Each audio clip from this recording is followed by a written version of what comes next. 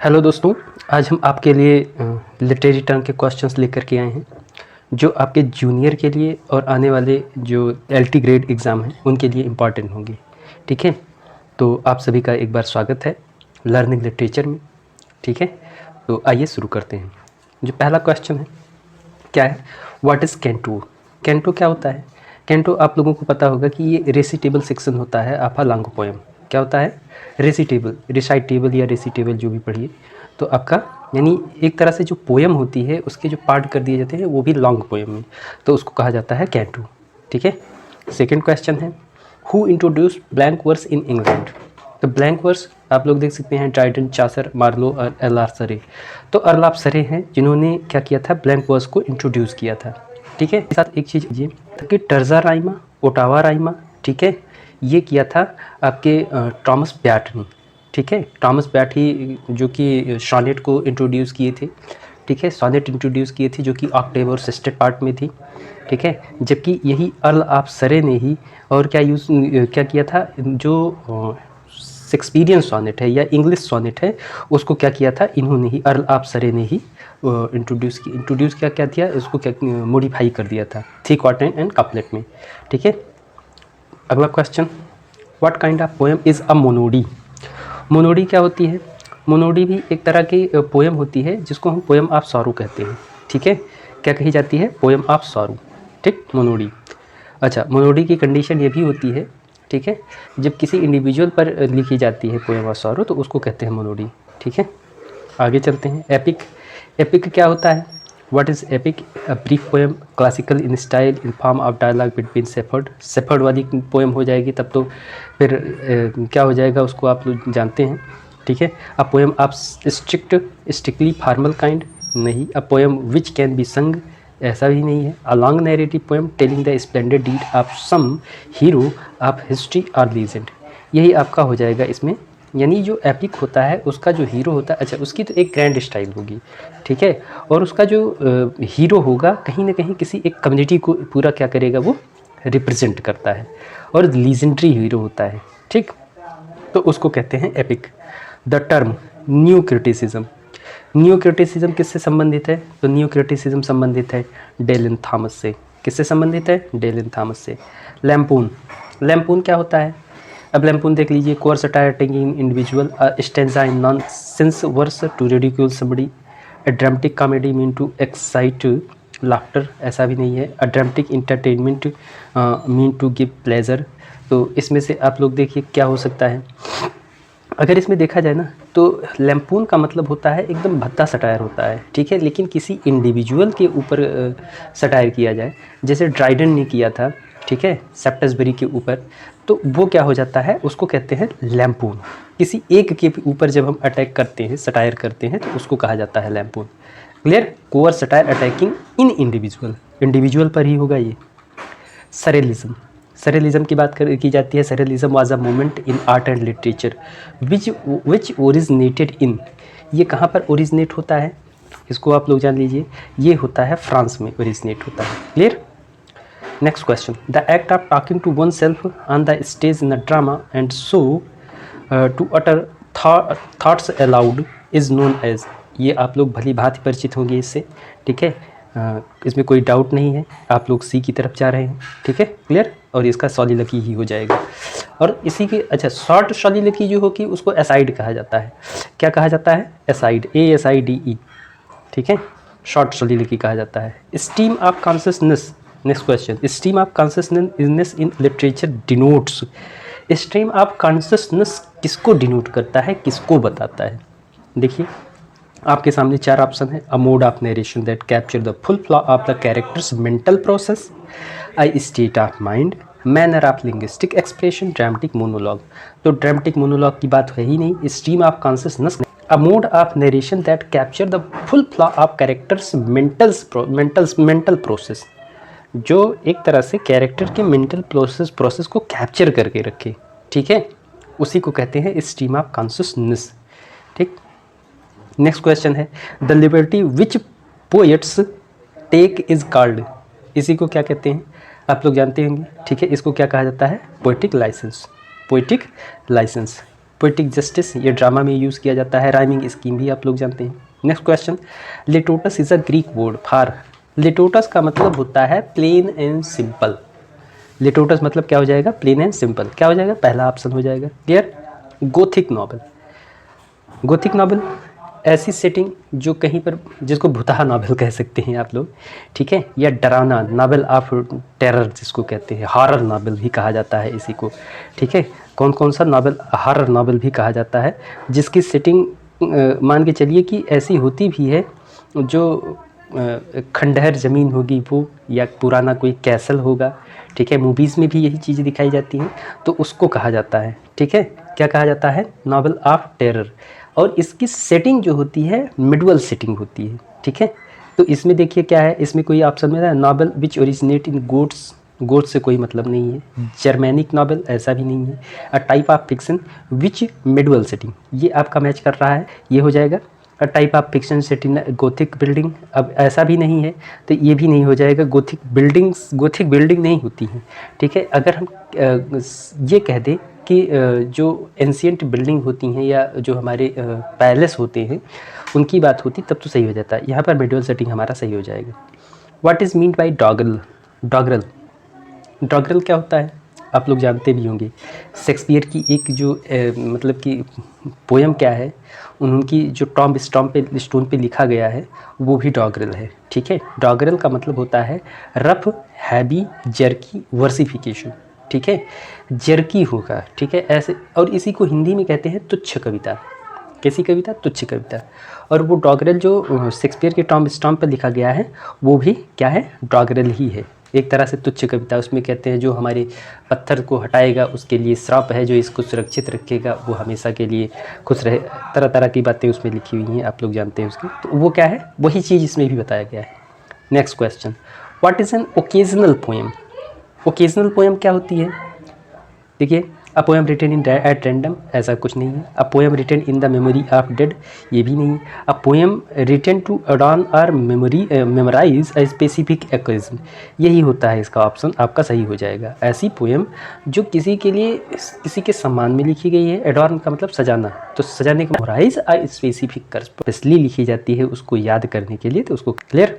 Next question, a type of incident device और formula which recurs frequently in literature is known as, ठीक है। इसको क्या कहते हैं? इसको कहते हैं, आप लोग जान देखिए क्या हो जाएगा।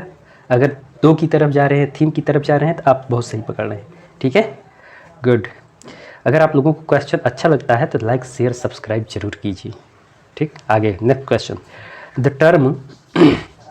Term platonic love is today stand for. Platonic love सब लोग जानते होंगे और ना जानते हों, ठीक है। तो प्लेटोनिक लव होता है स्पिरिचुअल लव, ठीक है। Love free from sexual desire और फिजिकल डिज़ायर, ठीक है। तो इस तरह से अगर देखें तो इसी को कहा जाता है स्पिरिचुअल लव भी कहा जाता है उसी को। तो आइडियल लव ऑफ ब्यूटी, सुंदरता से कोई मतलब नहीं है। हेवनली ब्यूटी ऑफ गॉड, ऐसा भी नहीं है। Love divorced from sexual desire, divorced मतलब अलग डिजायर से सेक्स को कहते हैं, मतलब ये पूछा जाता है अक्सर, आपके उस पर आता है, तो आपका हो जाएगा option C. Clear? Next, who reflected the dramatic monologue? Dramatic monologue के सबसे बड़े राइटर कौन हैं? रॉबर्ट ब्राउनिंग, आर ब्राउनिंग दिया गया है, आप लोग कंफ्यूज ना होइएगा। कभी कभार हम एलिजाबेथ ब्राउनिंग देख करके लगा देते हैं, पूरा नाम नहीं पढ़ करके, ठीक है। तो क्या है? रॉबर्ट ब्राउनिंग, ठीक है। Next question, the use of humours characters speeches are, ठीक है। ह्यूमरस कैरेक्टर्स स्पीचेज, जब ह्यूमरस कैरेक्टर्स और स्पीचेज की बात होगी, देख लीजिए इसको, आप लोग बताइए कौन सा हो सकता है। अगर इसकी तरफ जा रहे हैं तो आप लोग एकदम पूरी तरह से गलत हैं, ठीक है। इसको कहते हैं कॉमिक रिलीफ। क्या कहते हैं? कॉमिक रिलीफ कहा जाता है। ये कॉमेडी ऑफ ह्यूमर नहीं होगा। कॉमेडी ऑफ ह्यूमर में बात होगी तो चार जो उन्होंने टर्म दिया है, मतलब उन्होंने चार विशेषताएं बताई हैं उसकी, उसका यूज़ होना चाहिए, लेकिन ऐसा कुछ नहीं। ह्यूमर जो बेन जॉनसन के द्वारा दिया गया है, ठीक है, वो नहीं है। यहाँ पर कॉमिक रिलीफ की बात हो रही है। ह्यूमरस कैरेक्टर होगा और उसकी स्पीच जो ऑडियंस के मेंटल जो स्टेटस है उसको डाउन कर दे, उसको रिलीव कर दे, ठीक है, तो उसकी बात हो रही है। तो यहाँ पर बात क्या हो जाएगी? Comic relief. The term blue stocking, ठीक है। ब्लू स्टॉकिंग का मतलब क्या होता है? ब्लू स्टॉकिंग देख लीजिए, इसमें से आप लोग कौन सा लगा रहे हैं, ठीक है। ब्लू स्टॉकिंग का मतलब अगर हम ध्यान से जानें, इसको जान लीजिए, बहुत कम लोग जानते होंगे, जो जानते हैं बहुत अच्छी बात है, ना जानते हो तो एक बात समझ, वो औरत या लेडी जो लिटरेरी टेस्ट से प्रभावित हो, क्या, ऐसी लेडी, ऐसी विमेन जो लिटरेरी टेस्ट से प्रभावित हो और उसके अंदर लिटरेरी टेस्ट हो, उसको कहा जाता है ब्लू स्टॉकिंग। क्या कहा जाता है? Blue stocking. इसमें कौन सा ऑप्शन हो गया फिर? आप लोगों को मिल गया होगा, हो जाएगा डी आपका। क्लियर?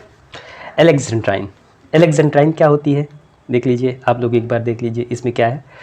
स्टोरीज एसोसिएट, स्टोरी तो है नहीं। The victories of Alexander, Alexander से कोई मतलब नहीं कि उसकी जो विजय है उससे भी कोई मतलब नहीं। An English verse form, from नहीं form, with an iambic line of 6 feet, ठीक है।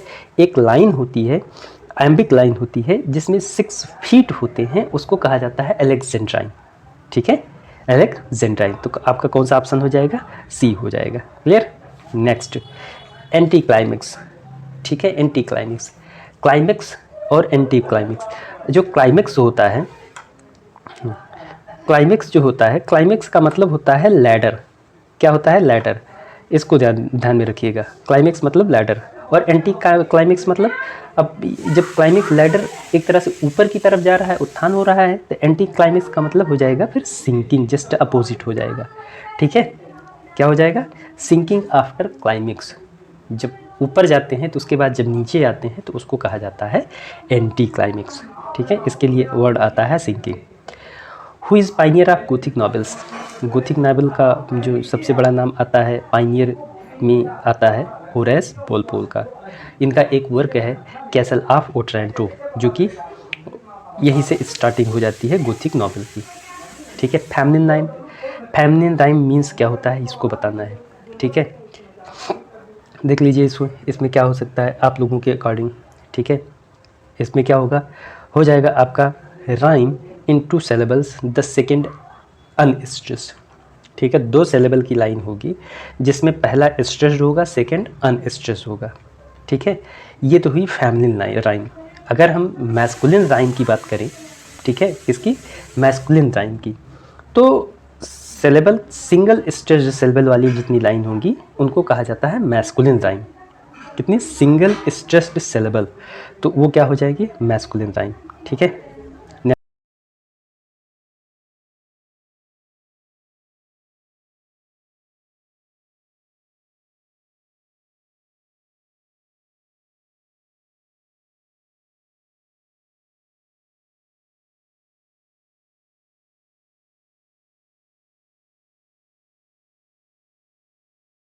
Homely in middle English means, homely means क्या हो जाएगा? अगर हम मिडिल इंग्लिश की बात करें तो इसमें देख लीजिए इसमें क्या हो सकता है आप लोगों के अकॉर्डिंग। इसमें होगा शॉर्ट रिलीजियस डिस्कोर्स। डिस्कोर्स मतलब होता है वार्तालाप।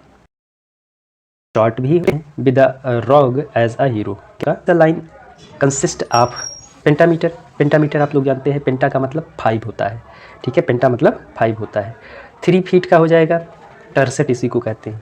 1 फुट का मोनोसेलेबल कहते हैं, ठीक है, ठीक, मोनो होता है इसके लिए। तो इसका जो पेंटा का मतलब 5 हो जाएगा यहाँ पे। क्लियर? एब्जॉर्ड हैज़ बीन लिया गया। जब आप लोग एब्जॉर्ड पढ़ेंगे, ठीक है, थिएटर ऑफ एब्जॉर्ड या लिटरेचर ऑफ एब्जॉर्ड, ठीक है, तो वहाँ पर आता है टर्म एब्जॉर्ड। एब्जॉर्ड कहाँ से लिया गया है? उसमें एक वर्क है, कौन सा? मिथ ऑफ सिसिफस, ठीक है। यहीं पर ये क्या किया गया था? इस टर्म को यूज़ किया गया था, मिथ ऑफ सिसिफस, ठीक। Next question, hamartia. हामरसिया आप लोग जानते हैं या एरर? हैमरसिया होता है, ठीक है। इसके 5 टर्म, 4-5 टर्म आते हैं। हैमरसिया है, ठीक है, पेरीपेशिया, ठीक है, एनाग्नोसिस। एनाग्नोसिस के बाद आता है कैथारसिस, ठीक है। ये 3-4 टर्म हैं तो जो इससे रिलेटेड है। कहीं ना कहीं एक टर्म पे क्वेश्चन हैमरसिया ट्राइज होता है। नेगेटिव कैपेबिलिटी लीड्स नहीं, ठीक है, और इसका मतलब क्या होता है, ठीक है। इसका मतलब यहाँ पर है डीपर्सनलाइज एम्पैथी विद एक्सपीरियंस्ड, ठीक है। इसको जैसे इसमें एग्जाम में आप लोगों की नेगेटिव कैपेबिलिटी पूछ लिया जा सकता है कि किसने दिया है, तो किड्स ने, और इसका मतलब होता है डीपर्सनलाइज्ड एम्पैथी विद एक्सपीरियंस, ठीक है।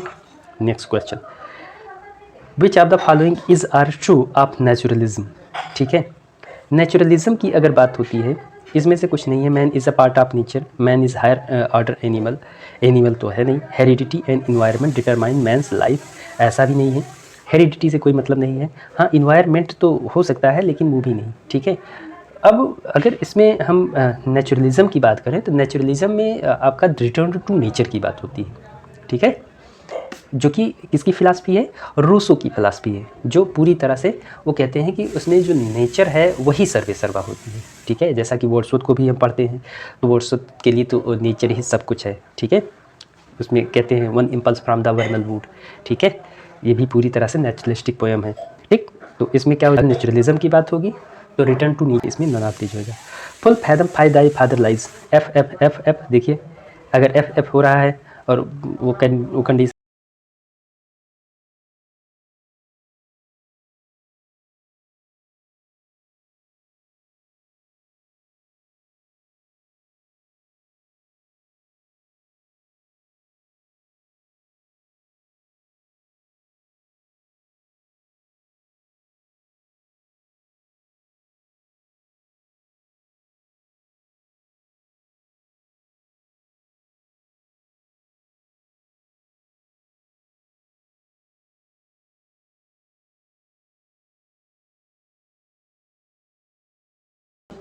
वॉबल की बात होती है तो वॉबल तो है नहीं, ठीक है। तो इसलिए यहाँ पे कॉन्सोनेंट की बात हो रही है तो एलिट्रेशन हो जाएगा, ठीक है। By objective correlative Eliot means, ठीक है। इलियट के अकॉर्डिंग ऑब्जेक्टिव कोरिलेटिव क्या होता है, ठीक है। ऑब्जेक्टिव कोरिलेटिव क्या होता है, तो देखिए इसमें क्या है, कोरिलेशन बिटवीन डिफरेंट पोएट्स, इससे कोई मतलब नहीं। Objects and event that evoke an emotion, ये बात है आपकी, ठीक है। ऐसा ऑब्जेक्ट एंड इवेंट्स जो आपके इमोशन को क्या करे, इवॉक कर दे, जागृत कर दे, एक तरह से कोरिलेट कर दे। एक ऑब्जेक्ट को दूसरे के साथ में कोरिलेट कर देना ही क्या होता है, उसी को ऑब्जेक्टिव कोरिलेटिव कहा जा सकता है। जैसे इसको और समझने के लिए दूसरी बात में कहें तो कभी कभार हम लोग जब कोई चीज़ याद नहीं रहती है तो हम क्या करते हैं, किसी चीज़ से जोड़ देते हैं। जब जोड़ देते हैं तो वो बात ईजिली टाइम पर याद होती, अपने आप याद होती चली जाती है, तो उसी को कहते हैं ऑब्जेक्टिव कोरिलेटिव, ठीक है, जिसको ऑब्जेक्ट को हम किसी चीज़ से कोरिलेट करते हैं। Comedy of manner flourished in which period, ठीक है। कॉमेडी ऑफ ह्यूमर की बात करें तो रेनेसा में एलिजाबेथन टाइम पे आया था कॉमेडी ऑफ ह्यूमर, ठीक है। जबकि कॉमेडी ऑफ मैनर आया है किस टाइम पे, जिसको कहते हैं हम रेस्टोरेशन पीरियड, ठीक है। किस टाइम पे आया है comedy of manners, rest him of morning, ठीक है। सॉन्ग ऑफ मॉर्निंग या hymn of the morning composed or performed as a person, ठीक है। अगर किसी डेड पर्सन की मेमोरी में कोई सॉन्ग लिखा जाए, ठीक है, लिखा जाए जो डेड हो चुका है, तो उसके लिए आता है डर्ज, ठीक है। क्या आता है, डर्ज, ठीक। Next question, a quotation at the beginning of writing, ठीक है। अगर बिगनिंग शुरुआत में ही जिसको कहते हैं जो लिखा जाता है उसको क्या कहा जाता है, उसी को कहते हैं एपीग्राफ, ठीक है। क्या कहा जाता है, एपीग्राफ कहा जाता है, ठीक। उसके बाद है a song or poem in honour of on occasion of marriage is called, marriage song के लिए क्या वर्ड यूज़ किया जाता है, एपिथेलमियन, ठीक है। एपिथेलमियन का मतलब होता है मैरिज सॉन्ग, ठीक है। इसको लिखा किसने था, तो इसकी बात होती है तो इसको लिखा था स्पेंसर ने, ठीक है। किसने लिखा था, स्पेंसर ने। एक एपिथेलमियन है, एक प्रोथेलमियन। एपिथेलमियन जब कोई व्यक्ति अपनी मैरिज के ही बात, अपनी मैरिज के लिए ही लिखता है मैरिज सॉन्ग, उसकी शादी हो रही है, उसकी खुशी में उसने कोई गीत लिख दिया तो उसको एपिथेलमियन। प्रोथेलमियन उसको वेडिंग सॉन्ग कहते हैं उसको भी, ठीक है। तो वो वेडिंग सॉन्ग होता है जब किसी दूसरे व्यक्ति की शादी पर कोई व्यक्ति लिखता है तो उसको क्या कहा जाता है, वेडिंग सॉन्ग, उसको कहा जाता है प्रोथेलमियन, ठीक है। यहाँ पर एपिथेलमियन की तो अपनी ही शादी के बारे में, शादी के लिए जब कोई लिखता है तो उसको कहते हैं epithalamion, clear. Free verse has another name which is, free verse का मतलब आप लोग जानते होंगे, ये तो बहुत इजी क्वेश्चन है, ठीक है। इसी को वर्स लिब्रे भी कहा जाता है, ठीक, vers libre. An error in judgment cause by ignorance और सडन वीकनेस इज कॉल्ड, ये क्वेश्चन अभी आ चुका है, ठीक है। अगर एरर होगी, वीकनेस होगी किसी चीज़ में, कैरेक्टर में, तो उसको क्या कहा जाएगा, हामर्सिया, ठीक है। Next question, it is a comedy in which action is more silent than characterization, action is more silent than characterization, ये वर्ड मिल जाए तो सीधा आंख बंद करके आप लोग क्या लगाएंगे, मेलोड्रामा। क्लोजेट प्ले, इसी को पोइटिक प्ले कहा जाता है, ठीक है। ड्रामा टू बी रीड कहा जाता है। इंटरल्यूड, इंटरल्यूड एक तरह से उसके बीच में कॉमिक का काम करता है, ठीक है। मिस्ट्री प्लेज, मिस्ट्री प्लेस के बारे में आप लोग जान लीजिए, इसमें 2-3 चीज़ें पूछी जाती हैं। मिस्ट्री प्लेस, ठीक है, मिरेकल प्लेस, मोरालिटी प्लेस। तो मिस्ट्री का मतलब रहस्य। रहस्य हमारी किताबों में भरा हुआ है। कहाँ पे है? किताबों में। किताबें कौन सी? धार्मिक किताबें, ठीक है। इसीलिए मिस्ट्री प्लेस किससे डील करते हैं? अब आगे बता रहे हैं, इसमें मिस्ट्री प्लेस डील करते हैं किससे?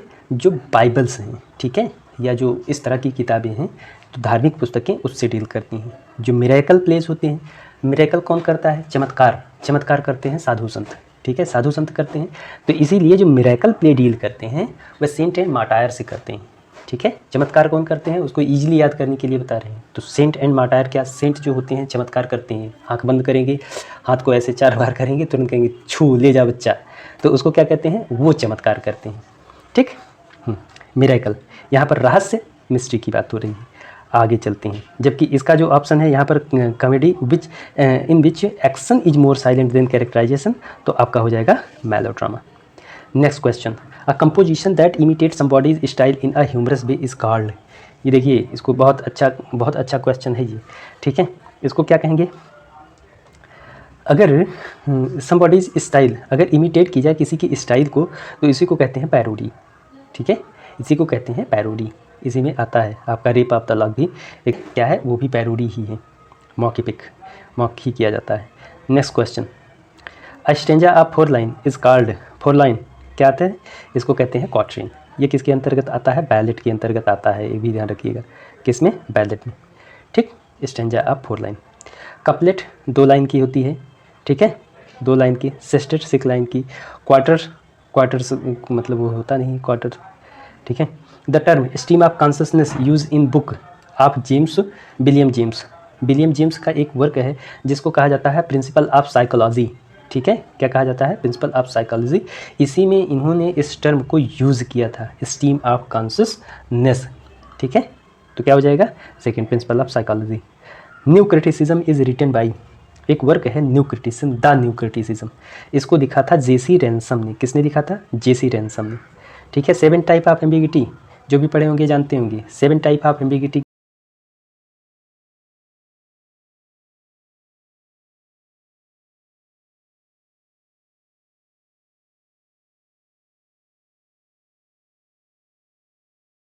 विलियम एम्पसन ने दिया है, ठीक है। किसने दिया है? एम्पसन ने। 7 टाइप ऑफ एम्बिगिटी।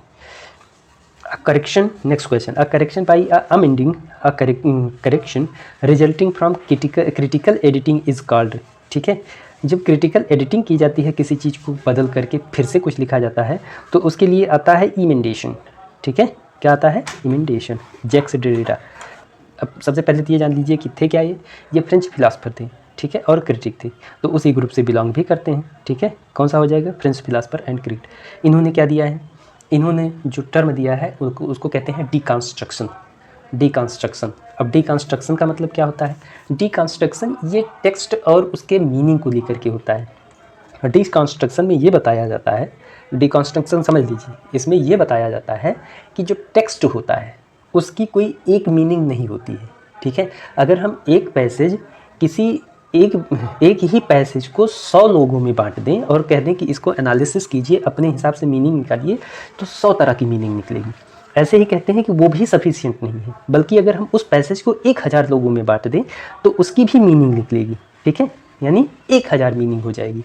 इस तरह से कहते हैं कि जितने लोग पढ़ेंगे उतनी तरह की मीनिंग निकलती है। इसके लिए इन्होंने एक वर्ड दिया है अपोरिया का मतलब होता है मल्टीपल मीनिंग, ठीक है। तो उसमें जैक्स डेरिडा ने किसमें बताया है? डिकॉन्स्ट्रक्शन में, यानी किसी टेक्स्ट की एक मीनिंग की जितने लोग पढ़ेंगे उतने टाइप की डिकॉन्स्ट्रक्शन, ठीक। किसके द्वारा दिया गया? जैक्स डेरिडा के द्वारा। मिरेकल प्लेस, मिरेकल अभी बता चुके हैं। मिरेकल का मतलब क्या होता है? चमत्कार। और चमत्कार कौन करता है? चमत्कार करते हैं सेंट एंड मार्टर्स, ठीक है। यानी चमत्कार कौन करेगा? सेंट एंड मार्टर्स करते हैं। तो यहाँ पर ये lives of saint and martyrs से डील करता है, तो इसीलिए आपका ये क्वेश्चन ये वाला सही हो जाएगा। अभी बता चुके हैं इससे पहले। A line of verse having 1 foot only is as, अगर 1 फुट होगा, ठीक है, कितनी फुट? 1 फुट, तो उसी को कहते हैं मोनोमीटर। क्या कहा जाता है? मोनोमीटर, ठीक है। सोलोमीटर नहीं होता है, ठीक है, लोगोमीटर भी नहीं होता है, 1 मीटर भी से कोई मतलब नहीं है। यहाँ पर आपका हो जाएगा monometer. Next word, a word having 1 syllable is known as, जैसे यहाँ पर भी था, यहाँ पे था मोनोमीटर, वैसे यहाँ पर मोनोसेलेबल हो जाएगा। क्या हो जाएगा? मोनोसेलेबल हो जाएगा। Clear? Next, a stanza of 8 line in iambic pentameter is known as. ठीक है, एम्बिक पेंटामीटर के साथ अगर 8 लाइन की कोई पोएम है तो उसको क्या कहा जाएगा? बता दीजिए आप लोग। ठीक है, क्या कहा जाएगा? ओटावा राइमा। चूँकि 8 लाइन की है तो ओटावा राइमा हो जाएगा। टर्जा 3 लाइन की पोएम होगी। राइम रॉयल ये कितने की है? ये है 7 लाइन की पोएम। ठीक है, इसको चासर ने दिया है। इसको किसने दिया है? ओटावा राइमा और टर्जा राइमा इसको दिया है। इसको ध्यान देख लीजिए, ओटावा राइमा और टर्जा राइमा इसको दिया है टॉमस ब्याटनी। किसने दिया है? टॉमस ब्याटनी। ठीक है, राइम रॉयल किसने दिया है? राइम रॉयल आप लोग जानते हैं। ठीक है, चाउसर ने दिया है। चाउसर ने किस में दिया है? ट्रायलस एंड कैसिडे में, इनकी जो एक पोएम है, ठीक है, ट्रायलस एंड कैसिडे, उसमें दिया है rhyme royal. Who invented the term pathetic fallacy. ठीक है, पैथेटिक फैलेसी के लिए किसका नाम आता है? रस्किन का नाम आता है, जिन्होंने इस टर्म को इन्वेंट किया था। ठीक है, किसने किया था? तो जॉन रस्किन ने। ठीक है, a line of verse that has 5 feet, अभी बात हो चुकी है इससे पहले, अगर 5 फीट होगा तो पेंटामीटर। ठीक है, next question, 6 iambic feet of 12 syllable line, 12 syllable iambic line is known as. क्या है? 6 फीट भी हो, 6 iambic फीट हो और 12 syllable हो, 1 फीट में 2 syllable होते हैं। ठीक है, तो सेंट्राइन कहा जाता है। ठीक, चाउसरियन स्टेंजा होता नहीं, एलेक्जेंड्राइन आप लोग जान रहे हैं 6 iambic फीट या 12 syllable iambic लाइन। तो स्पेंसरियन स्टेंजा 9 लाइन का होता है। कितने का? 9 लाइन का होता है। और इसके राइमिंग स्कीम की बात करें स्पेंसरियन स्टेंजा के, ठीक है, तो इसका होता है ए बी बी सी, क्या हो जाएगा? बी सी 8 हो गया। अब एक बार और सी लगा दीजिए, सी, ए बी सी, ये हो जाता है स्पेंसरियन स्टेंजा। शेक्सपियरियन लाइन आप लोग जानते ही हैं, A B C D E F G. ठीक है, स्पेंसरियन सोनेट की जो इस राइमिंग स्कीम होती है, ये जो स्टेंजा है, ठीक है, स्पेंसरियन स्टेंजा और स्पेंसरियन सोनेट में बहुत अंतर नहीं है। अगर हम इसकी स्पेंसरियन सोनेट की बात करें तो वो भी ऐसे ही चलती है, ए बी बी सी, ठीक है, ए बी बी सी कहाँ है? ए बी बी सी, ठीक है, सी डी ई, क्या हो जाएगा? सी डी ई, ये हो जाएगा आपकी 14 लाइन की पोएम। ठीक है, जिसको कहते हैं स्पेंसरियन सोनेट। ठीक है, तो स्पेंसरियन सोनेट की खासियत और इसकी खासियत में इतना अंतर है, शेक्सपियर एक वर्ड छोड़ करके आगे बढ़े, ए बी बी सी, फिर सी डी ई। ठीक है, 3 क्वार्टर इन कपलेट इनका भी है। ठीक, और उसी स्पेंसरियन सोनेट में से 9 लाइन जब निकाल लिया जाता है तो स्पेंसरियन स्टेंजा बन जाता है 9 लाइन का। Short pithy instructive saying is, अब इसको क्या कहते हैं? इसको कहते हैं एफोरिज्म। एडेज क्या होती है? कहावत होती है। प्रोवर्ब भी कहावत होती है। ठीक है, तो ये क्या है? पिथी इंस्ट्रक्टिव सेइंग, ठीक है, जिसको कहते हैं गागर में सागर भरना, एफोरिज्म। यूज़ ऑफ क्या है? ओल्ड एंड ऑब्सलीट वर्ड की बात आती है तो उसको कहते हैं आर्केइज्म। ठीक है, क्या कहते हैं? आर्केइज्म कहा जाता है। ठीक है, पुराने शब्दों को यूज़ करने को आर्केइज्म और नए शब्दों को इन्वेंट करने को नियोलॉगिज्म कहते हैं। ठीक है, क्या कहा जाता है? नियोलॉगिज्म, जब नए शब्दों को हम इन्वेंट करके यूज़ करते हैं। The iambic pentameter in its unrhyme form is called. Iambic pentameter अगर अनराइम्ड है तो उसको कहते हैं हम ब्लैंक, क्योंकि अनराइम्ड है इसीलिए वो ब्लैंक होता है, तो ब्लैंक वर्स हो जाती है। क्या हो जाती है? Blank verse. Clear? Next question, secondary epic is known as. Secondary epic को ही क्या कहा जाता है? Legendary epic. ठीक है, लीजेंडरी एपिक कहा जाता है। उसके बाद नेक्स्ट और last question, the Mahabharata, the Gita, the Ramayana are known as. ये सब एपिक हैं। क्या है? एपिक हैं। तो दोस्तों आज के लिए इतना ही। इसी का नेक्स्ट पार्ट में हम फिर से मिलेंगे, इसके 3 या 4 पार्ट आपको मिलेंगे। ठीक है, तो आज के लिए इतना ही, कल नेक्स्ट पार्ट में मिलते हैं।